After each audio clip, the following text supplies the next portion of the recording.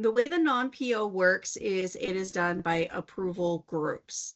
And the groups can be a single person, they can be multiple people. The groups can be by dollar amount. Each person is assigned a dollar amount, or it could be an ordered group where everybody in the group, whether it's 1 or 100, have to approve the invoice. When the invoice comes in, it of course does not have a purchase order number. We are OCRing the header and the total amount. And what that information will do is when it comes into the workflow, the invoice will be, if it can be, auto-assigned to an approval structure. That auto-assignment can be done from information within the OCR. It could be done by the group assigned to the vendor. It could be done by historical invoices. The last 4 invoices all were approved by the same group. And so the next one's going to go there as well. Or it can stop with AP and AP can assign it. When you go into the details, your header section is going to be the same. So you have your invoice with all of your backup information.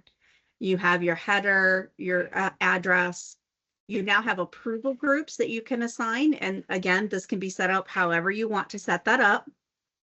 And you have geocoding. The geocoding can be set up with 6 segments that are hierarchical.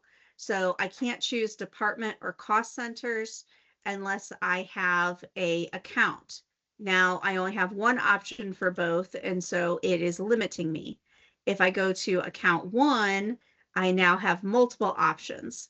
And so I can incorrectly code. I can assign the wrong geocode, but I can't create a geocode that does not exist within Plex.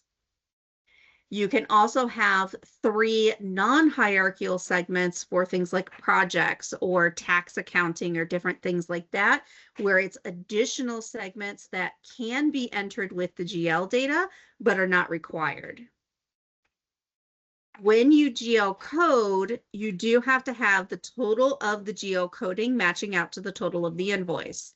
If there is a problem with the total of the invoice, it has to come back to AP. The user cannot change the invoice total and they cannot final approve it without those totals matching. So it must come back to AP for that adjustment. AP can make the adjustment and then the user can go back and finalize the coding, the approval, and so forth. If the invoice is within the user's approval authority, they will have, instead of the approve button, they will have the final approval. If it is not within their approval authority, they will have the approve button and it will go automatically to the next person in the approval queue. So AP doesn't have to manage it at the end saying, you know, it was supposed to go to the CEO. Did it go to the CEO? That's going to happen automatically within the workflow.